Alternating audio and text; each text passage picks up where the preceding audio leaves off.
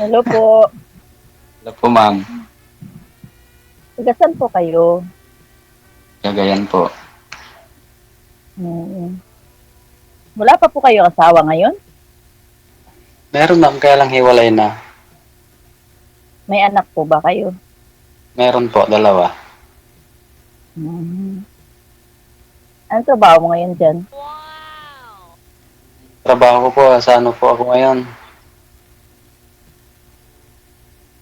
Pacifier po. Ah, okay.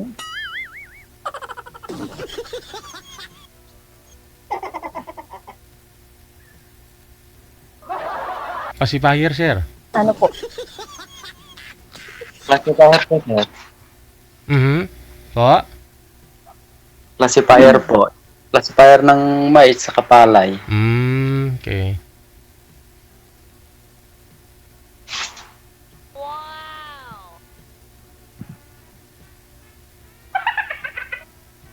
Tanong po, ma'am. Sayang lipstick makeup mo mamaya kung ayaw mo lang magsalita. Sorry po, sir.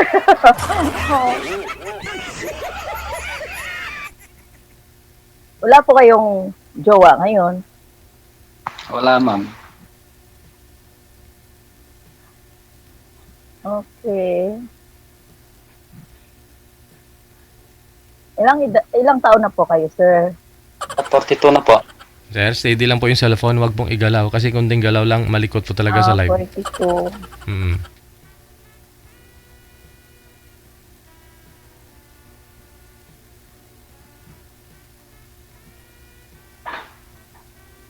Malalaki na po yung mga anak mo?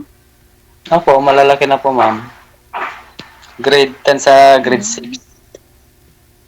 Ah, okay. Aha. Saan po ngayon Kayo yung naman po, sir. asawa niyo, sir? Saan po yung asawa ninyo ngayon?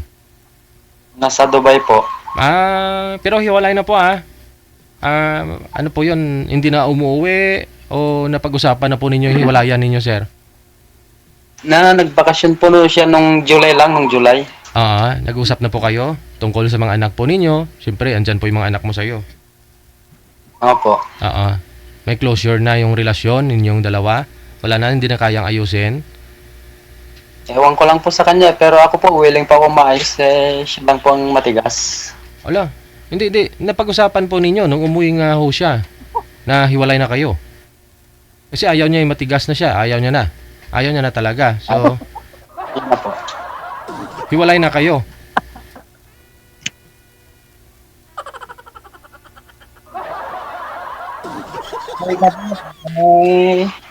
Huwag tunod daw siyang asahan.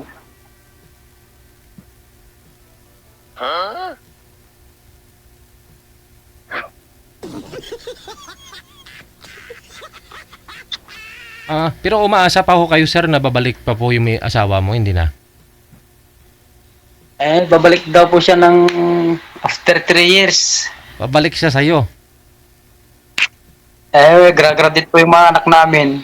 Siyempre, baka uwi po siya. Nung umuwi po ba siya, magkasama pa rin kayo sa bahay? Opo, May nangyari pa rin? meron din po.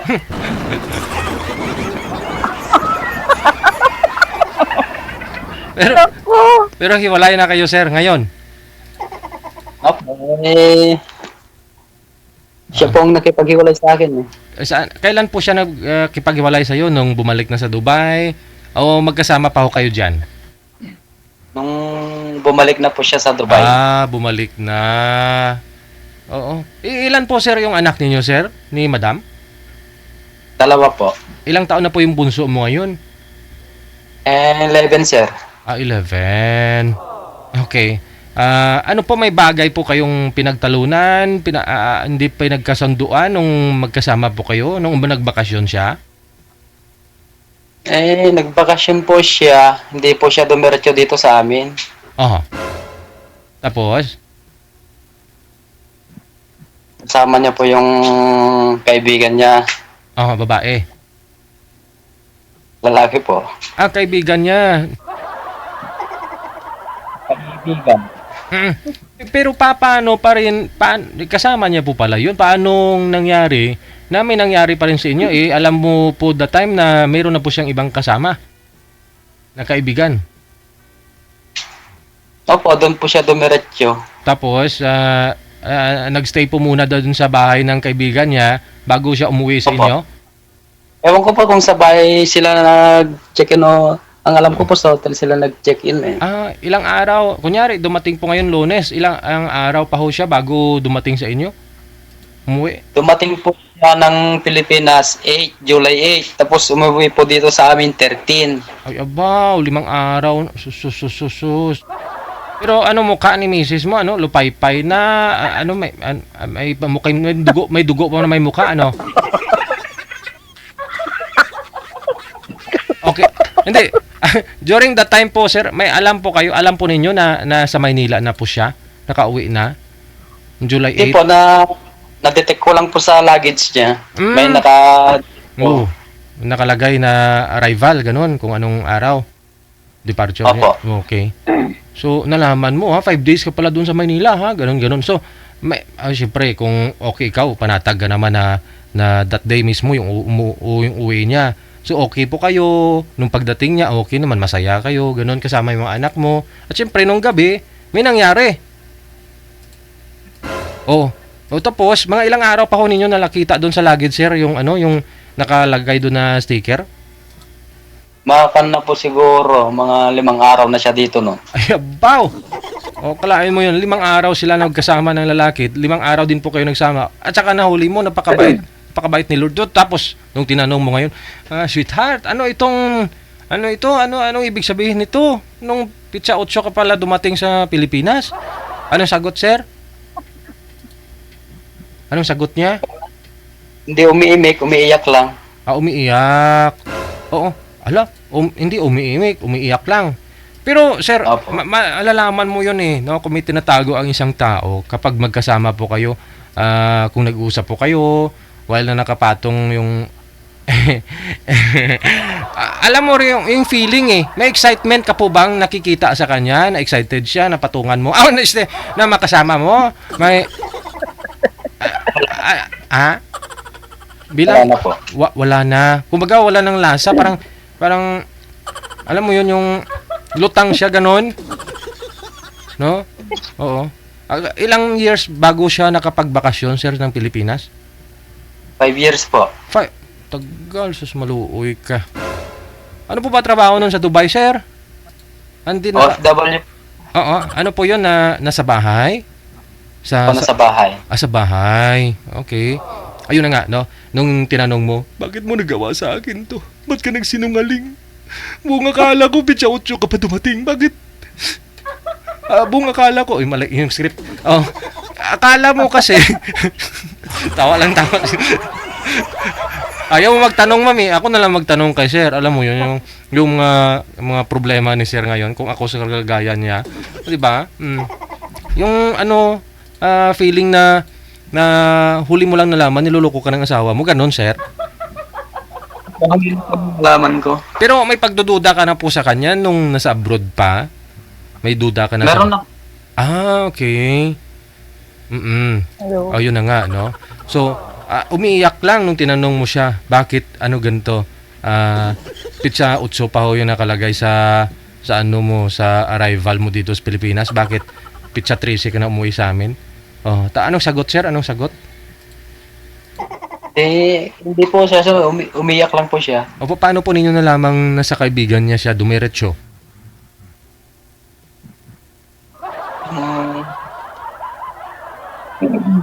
Niya ng 13 po dito, nag-away na naman kami. Pumunta naman siya doon, bumalik siya doon sa kaibigan niya. Maynila? Opo. Cavite. Sa Cavite. Okay.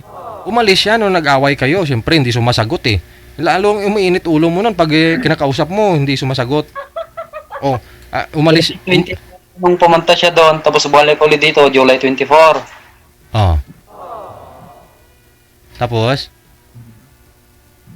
Tapos yun na po, inayos na po yung papers niya para makabalik sa Dubai. Pinayagan niyo po, sir? Kasi sabi mo, gusto mo naman kayo maayos. Siya lang yung ayaw, no? Opo, siya lang.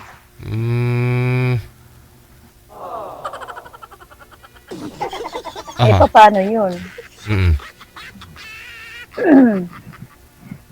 Paano po yun, kuya? Eh, Baka gusto niya pang magbalik sa'yo ulit bandang huli. wala na po siguro. Hindi ko na po inaasahan.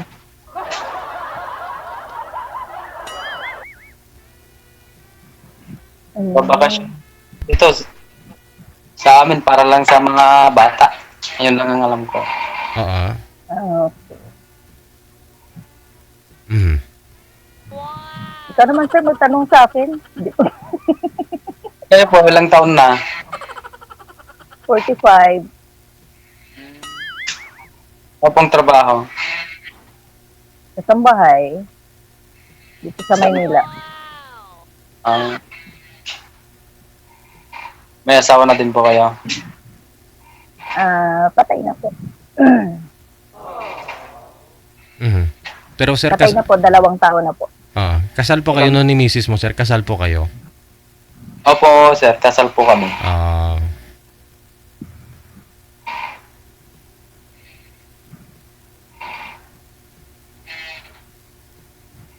Pero after po nun, 2 sir? taon na po akong Mm. byuda. Mm. Maganda po yan. Libre kayo. Anong kinamatay? Ano po? Anong kinamatay ni mister mo, ma'am? Complication po, sir. Mm. Pero sa ngayon, sir, nagsusupport pa naman si misis mo sa mga anak ninyo? Opo, sir. Nagpadala siya kahapon. Ayun. Sana all. Bilip whiskey, sir, ah. Tagay ta.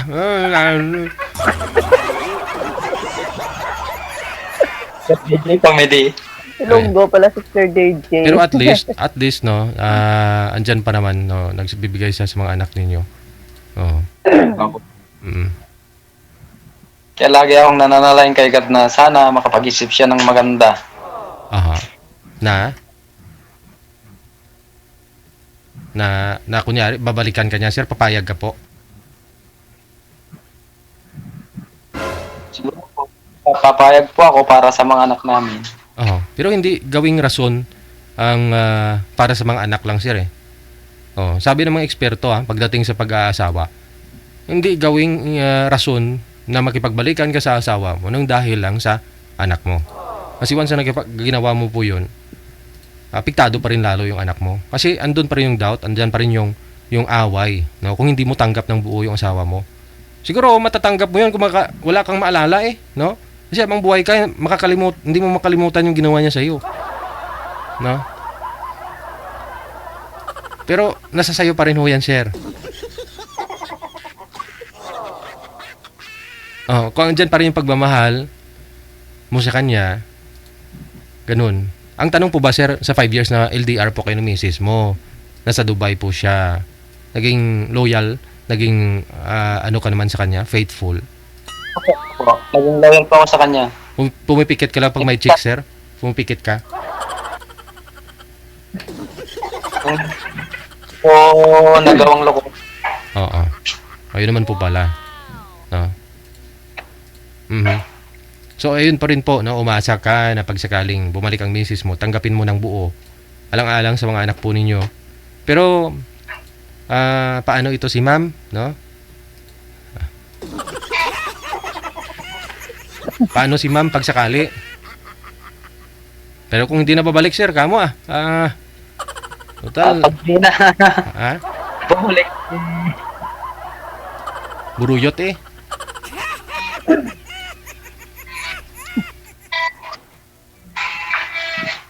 Pero nagtatawagan pa rin tayo, sir. Kuya. Araw-araw.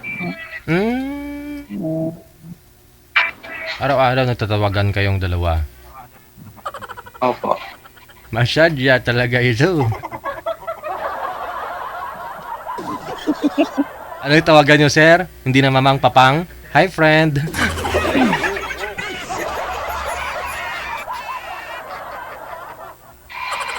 Ayun na nga, para sa mga bata, no? Pero, ikaw po may karapatan, no? Na pigilan mo yung asawa mo, hindi na mo pinabalik, no? Para siguro may konting ipon naman o ano po kayong na savings. Yun na lang po yung pinuhunan ninyo para hindi na siya aalis. Ganun sir, hindi mo isinadjust po yun sa asawa mo? Hindi po, hindi po. Talagang gusto niyang umalis eh. Yun nga Kasi kasi yung passport niya, kahit di mo bigayan, alis at alis ako, sabi niya. Ay ganun.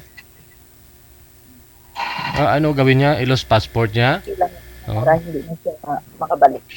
O ganun. Matagal din proseso nun sir. Kung iisipin niya yung gastos pag mag-rebooking siya ng flight, magastos. Baka magbago isip nun. Oo. Ano po yun? Nagbakasyon o new employer na application? Pag bumalik? Bumalik siya sa dati, Yun bakasyon siya, hindi po na-verify yung kontrata niya sa Dubai. Oo. Kumuha po ng balik manggagas, nagdaan po siya ng BMW. Oo. Kumuha siya ng OEC. Oo, easy niya.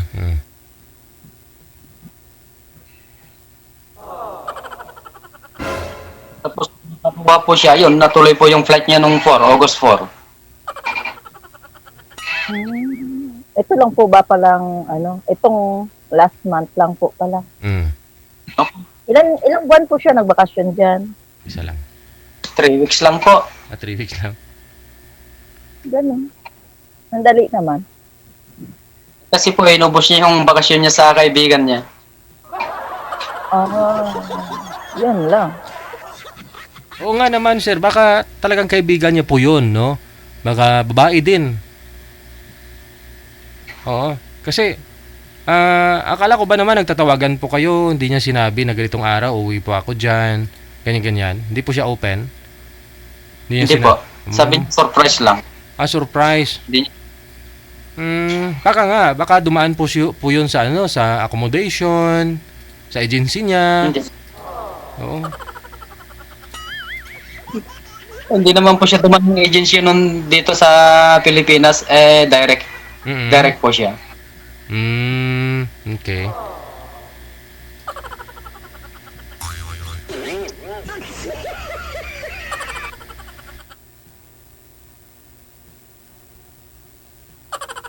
Si Ma'am, Mag-graduate na po pala, kuya. Mag-graduate na yung anak mo. Opo.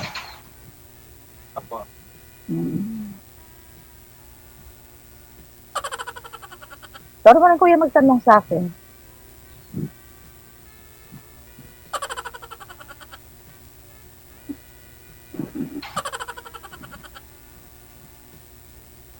Ang gwapo ni kuya, laging nakasmile. Nice best.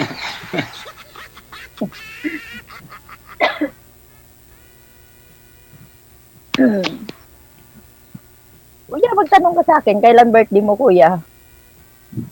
March 21 po, 1982. Ay, lagpas na.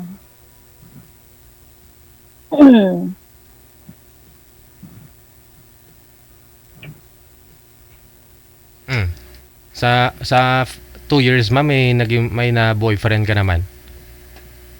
Wala po. Ay wala.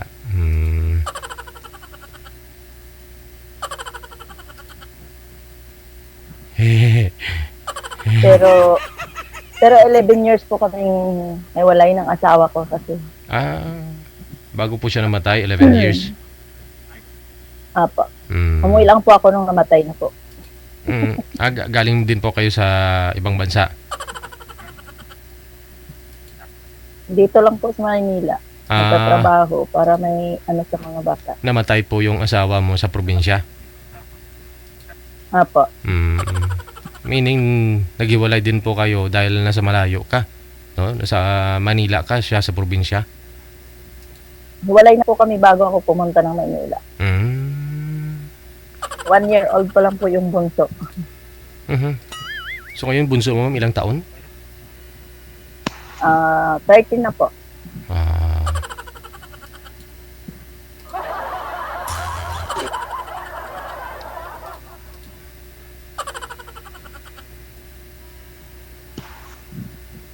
Importante may allotment sila. Buwan-buwan Monthly no, sir, no?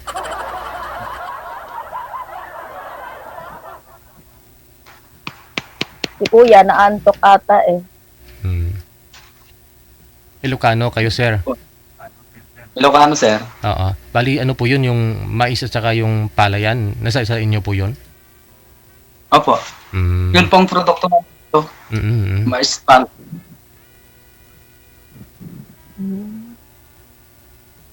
At least nagbayan mo yung mga anak mo. Umaga, hapon lang naman po yung mga pananim mo inatupag yung farm mo, di ba? Ay, may pasok naman pala yung mga anak mo. May pasok, sir.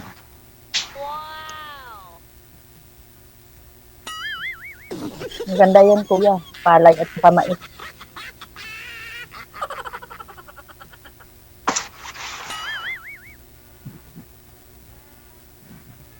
Kuya, parang naantok talaga. Uy, kuya, naantok ka na. Opo, day off. Kasi pag ganito physical po kasi yung trabaho. Ah,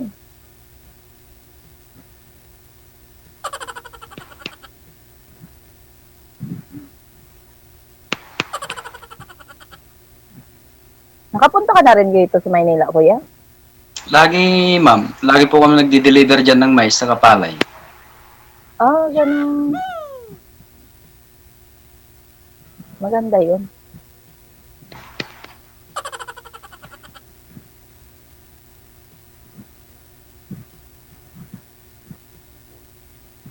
Hi kuya, nantok talaga si kuya. Gisingin kita kuya.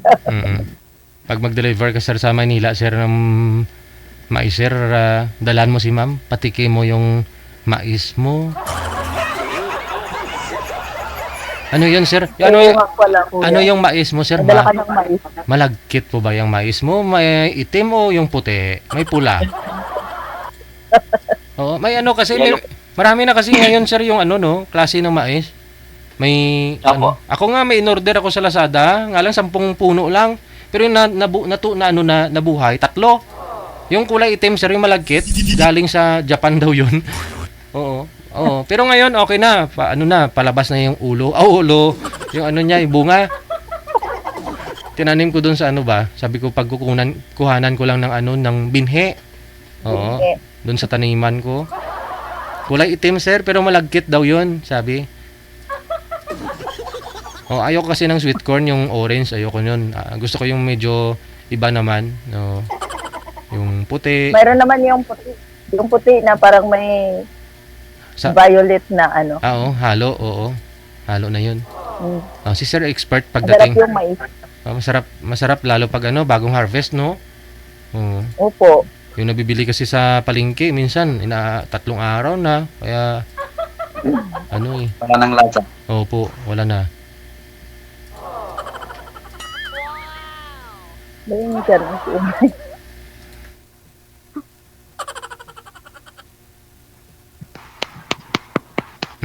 So alam ko hindi pa naman 100% ready na po kayo mag-asawa pareho.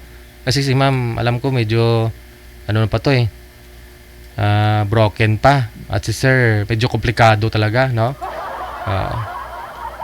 Pwede naman po yan, pagpatuloy nyo yung pag-uusap ninyo sa off-cam, tuloy-tuloy po, para makilala din po ninyo ang isa't isa. Kailangan nyo lang naman ng kausap, Oo. May payo sa isa't isa.